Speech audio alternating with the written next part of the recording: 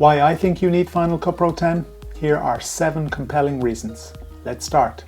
Number 1, it's the storytelling tool for anyone, from consumer to pro. Everyone is creating videos, and thankfully video editing democracy is here.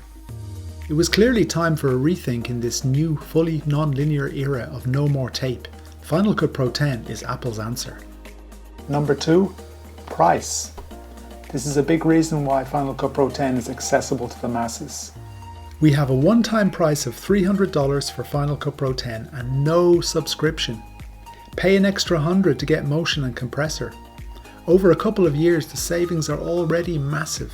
The subscription model of other editing options may seem okay for big corporations, but most producers I know are not in love with this costly model. Number 3, one very important word, metadata. You will mark and find footage in no time and have a perfect overview of all the media in your project, even in massive projects with tons of footage. Do metadata. You will work faster and better. Number 4, smart collections. Now that you've imported your footage, Smart Collections gives you a multitude of ways to filter your media. Anything that improves the process of finding specific footage is a huge help in the video editing workflow. So far, my arguments relate to footage evaluation, and that in itself is one of the biggest revolutions of Final Cut Pro 10 and one of the biggest reasons to try it out. Workflow improvements save time and money and improve results.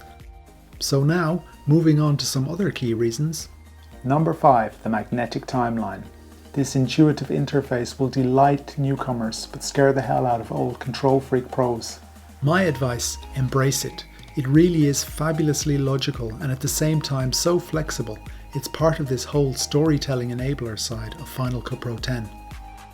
Learn how to use it and you'll love it. Number 6, the background render and autosave. So simple, but so clever. When Final Cut Pro 10 is open but idle, maybe you're doing something else for a moment, the background render begins. So your timeline is constantly rendering without you noticing. And once you start working on the edit again, it pauses rendering. So you get your full processor power back again. And when it comes to previewing or exporting your timeline, the render has probably already been done.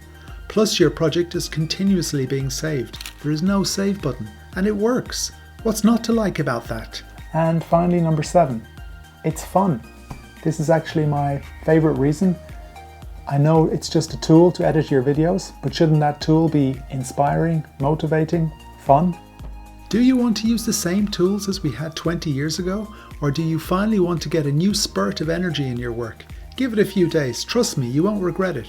There are so many other reasons I could mention, like stability, integration with motion, the timeline index, 3D text, multicam, compound clips, and.